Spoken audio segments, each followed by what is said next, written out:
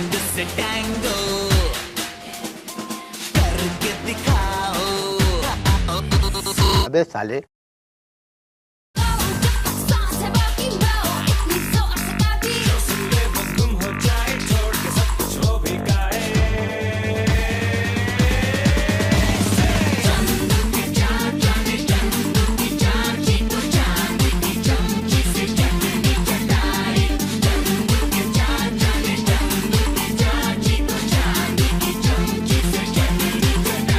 तोबा तोबा तोबा, थारा मूड खराब कर दिया। हे गाइस, कॉमिक वर्स के एक और एपिसोड में आप सभी का स्वागत है। तो वार्नर ब्रदर्स वालों ने भले डीसी के सिनेमैटिक यूनिवर्स के साथ जितने भी कांड करे हों, इनका एनिमेटेड यूनिवर्स उनसे बिल्कुल अछूता है। ये एक बहुत ही ऑसम सी चीज़ है कि वो लोग इसके एनिमेटेड यूनिवर्स से बहुत दूर रहे हैं। उन्होंने इसमें कोई भी इंटरफेरेंस नहीं किया, जिसकी वजह से इनका एनिमेटेड यूनिवर्स जो है वो बहुत ही ऑसम और अमेजिंग है। और अगर मैं ऑनेस्टली कहूँ तो वार्नर ब्रदर्स को इसे देखकर कुछ सीखना चाहिए और डीसी के सिनेमैटिक यूनिवर्स को भी इसी के ऊपर बेस कर देना चाहिए। लेकिन इसके साथ एक बहुत बड़ी प्रॉब्लम ये है कि क्योंकि एक एनिमेटेड यूनिवर्स है तो इसके बहुत ज़्यादा प्रमोशंस नहीं होते, ये मूवीज़ थिएटर्स में नहीं लगती और इसी वजह से इसके बारे में बहुत कम लोग जानते हैं। लेकिन जिन भी लोगों ने इन मूवीज़ को देखा है वो लोग जानते हैं कि मैं क्या चीज़ के बारे में बात कर रहा हूँ। और वैसे तो डीसी के एनिमेटेड यूनिवर्स के जितनी भी मूवीज़ आप उठा के देखेंगे उनमें से 90% मूवीज़ बहुत औसम है। और हाल ही में रिलीज़ होने वाली justice League dark apocalypse war जो है वो इस पूरे के पूरे एनिमेटेड यूनिवर्स की बहुत ही ज़्यादा एपिक मूवी है। तो कॉमिक वर्स से मैं हूं मोहित और आज मैं आप सभी को एंडिंग एक्सप्लेन करने वाला हूं इसी justice League dark apocalypse war की। लेकिन इसके साथ ही साथ मैं आप सबको ये भी बताऊंगा कि अगर आप सभी लोग डीसी के एनिमेटेड यूनिवर्स को शुरू करना चाहते हैं तो इसे कहां से शुरू करना है और कौन कौन सी मूवी किस ऑर्डर में देखनी है। तो बिना टाइम वेस्ट करे चलिए शुरू करते हैं।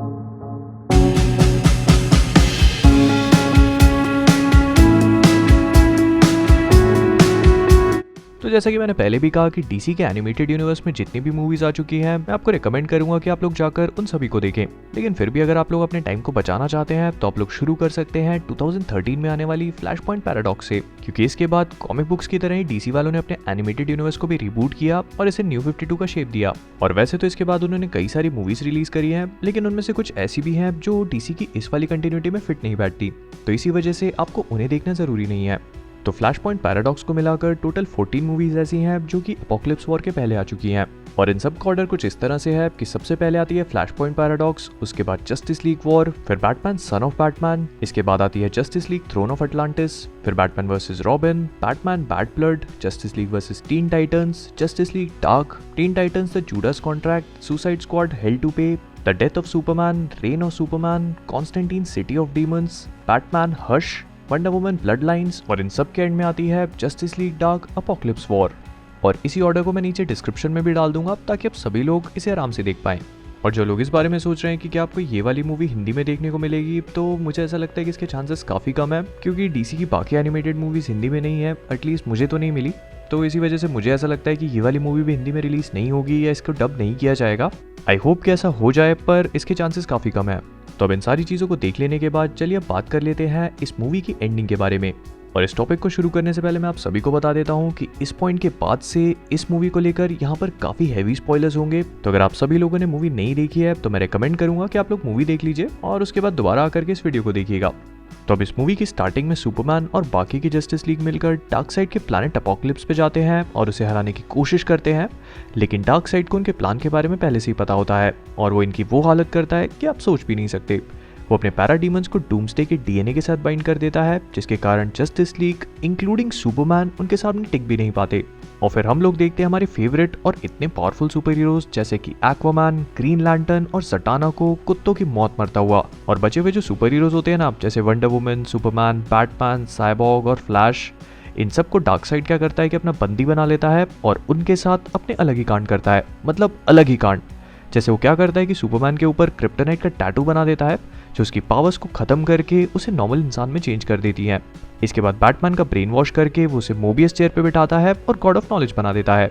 फिर वंडर वुमन और बाकी के जो बचे हुए सुपर हीरोज होते हैं उनके हाथ पैर काट के उन्हें एनहांस कर देता है। उन पर साइबॉर्ग की तरह एनहांसमेंट फिट कर देता है और उन्हें अपनी फ्यूरी का पार्ट बना लेता है, मतलब अपनी आर्मी का।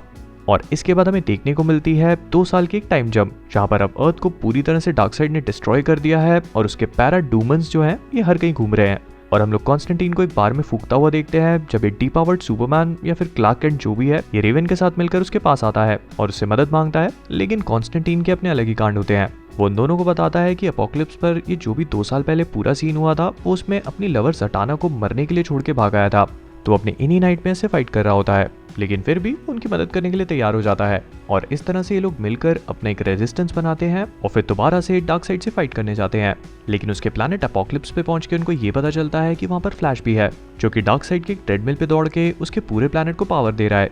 और जब फ्लैश को बचाकर कॉन्स्टेंटिनो से सुलाने की कोशिश करता है तब उसे ये चीज समझ में आती है कि ये सारी की सारी जो चीज है, मतलब ये पूरी की पूरी भौकाली जो है ये फ्लैश की वजह से हुई है। अगर वो अपनी माँ को बचाने के लिए फ्लैश पॉइंट में नहीं जाता तो शायद ये रियलिटी एग्जिस्ट ही नहीं करती। अब इन सब के बाद एक बहुत बड़ी बैटल होती है जिसमें बैटमैन अपने बेटे डेमियन को मरता हुआ देख के नॉर्मल हो जाता है, ट्राइगन रेवन से रिलीज होकर सुपरमैन को पोजेस कर लेता है और डार्क साइड की बहुत गंदी लेता है, मतलब बहुत गंदी। लेकिन असली ट्विस्ट तब आता है जब कॉन्स्टेंटीन के मरने के बाद वो हेवन जाता है और सटाना उसे ये बताती है कि आज से 2 साल पहले वो खुद सटाना को छोड़ के नहीं भागा था, बल्कि सटाना का ही एक कंपल्जन स्पेल था जिसने कॉन्स्टेंटीन को भागने पे मजबूर कर दिया। क्योंकि किसी बहुत ही समझदार इंसान ने सटाना से ये कहा था कि अगर उनका 2 साल पहले वाला ये प्लान फेल हो जाता है, जो कि हो भी गया था, तो उन्हें एक बैकअप प्लान की जरूरत पड़ेगी और ये बैकअप प्लान था जॉन कॉन्स्टेंटीन। और ये जो समझदार इंसान था जिसने सटाना को ये सब कुछ करने के लिए कहा था वो बैटमैन था। और हो भी कौन सकता है, जिसने जस्टिस लीग डार्क मूवी में कॉन्स्टेंटीन के साथ काम किया था और उसे ये समझ में आया था कि कॉन्स्टेंटीन का बहुत ज्यादा पोटेंशियल है। और बैटमैन का ये प्लान पूरी तरह से सही भी था, क्योंकि जॉन कॉन्स्टेंटीनी वो शख्स होता है जो कि इन सब की मदद करता है। वो वंडर वुमन का लासो इस्तेमाल करके उसको अपोकलिप्स की कैद से आजाद करता है। इसके बाद डार्क साइड से लड़ने के लिए ट्राइगन को भी वही आजाद करता है। और बैटमैन क्योंकि बैटमैन है तो उसे समझ में आ गया था कि आगे जाकर उन्हें ऐसे ही इंसान की जरूरत पड़ने वाली है। और इन दी एंड ये लोग ट्राइगन का इस्तेमाल करते हैं और डार्क साइड के प्लैनेट को उसी के साथ में वहां से टेलीपोर्ट करके बहुत दूर भेज देते हैं। लेकिन अर्थ पे पहुंच के इन सभी हीरोज को ये पता चलता है कि उनकी प्रॉब्लम्स खत्म नहीं हुई हैं बल्कि बढ़ चुकी हैं, क्योंकि डार्क साइड ने उनके प्लैनेट के कोर में जितना भी मैग्मा होता है उसे एक्सट्रैक्ट कर लिया है, मतलब काफी सारा। और अब अर्थ का रोटेशन कॉम्प्रोमाइज हो गया है। इन शॉर्ट इन सब के लगने वाले हैं। और तब कॉन्स्टेंटीन फ्लैश से कहता है कि वो जानता है कि उसे क्या करना है, उसे एक बार फिर से बोर्ड को साफ करना होगा, यानी कि फ्लैश पॉइंट जैसे टाइम में पीछे जाकर एक न्यू टाइमलाइन को जन्म देना होगा।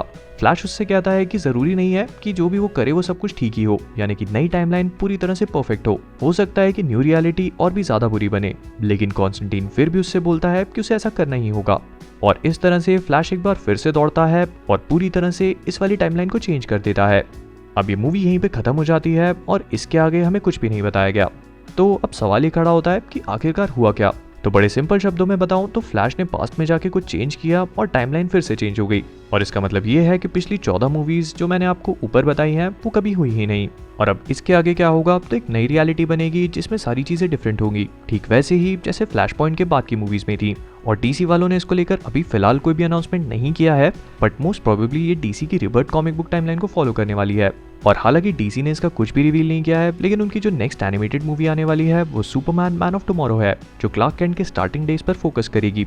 और मेरे ख्याल से अपनी नई टाइमलाइन को स्टार्ट करने का सुपरमैन की मूवी से बेहतर तरीका और क्या हो सकता है, राइट? तो may be, just may be, Superman man of tomorrow DC के नए यूनिवर्स की फर्स्ट मूवी हो, ठीक वैसे ही जैसे जस्टिस लीग वॉर इस वाले यूनिवर्स की थी। खैर इन सब के अलावा अगर मैं इस मूवी को सम अप करते हुए बताऊं तो ये मूवी बहुत ही एपिक थी। फिर चाहे वो बैटमैन का गो टू हेल बोल के डार्क साइड की आंख में तलवार मारना हो, या फिर साइबॉर्ग का सकिट बिचेस बोल के अपने आप को सैक्रिफाइस करना।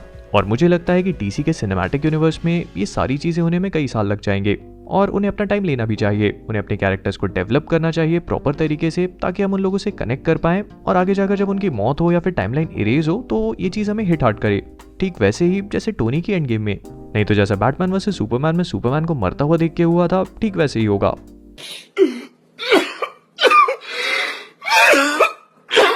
तो विद दैट बीइंग सेड, अगर आप सभी को वीडियो पसंद आया हो तो गाइस इसे लाइक और शेयर करना मत भूलिएगा। प्लीज इसे लाइक कीजिए और इसे शेयर करना तो भूलिएगा मत। इसके साथ ही साथ हमारा छोटा सा यूनिवर्स बहुत ही जल्दी 200 के पहुंचने वाला है। तो अगर आप सभी लोग मेरे वीडियोस को रेगुलरली देखते हैं और नीचे बने हुए सब्सक्राइब बटन को अभी तक रेड रखा हुआ है तो प्लीज उसे टच करिए और उसे ग्रे बना दीजिए। और इन सब चीजों के साथ साथ आप सबका क्या ओपिनियन है, कि आपको ये मूवी अच्छी लगी, अब डीसी के एनिमेटेड यूनिवर्स को किस डायरेक्शन में जाना चाहिए? इन सारी चीजों में आप सभी की जो भी थ्योरीज हैं उन सबको इंस्टाग्राम में एक स्टोरी डालिए और मुझे टैग करना मत भूलिएगा। और जिसकी भी स्टोरी मुझे अच्छी लगेगी मैं उसे अपने नेक्स्ट वीडियो में एक शाउट आउट दूंगा। और हाँ, मेरा गेमिंग चैनल भी है जिसमें मैं बहुत सारे गेम्स खेलता हूँ, डेली लाइव आता हूँ, तो अगर सब्सक्राइब करना चाहते हैं तो वो भी कर सकते हैं। तो with that being said, comic verse से मैं हूँ मोहित और आप सभी लोग as always stay safe, stay inside and keep being awesome.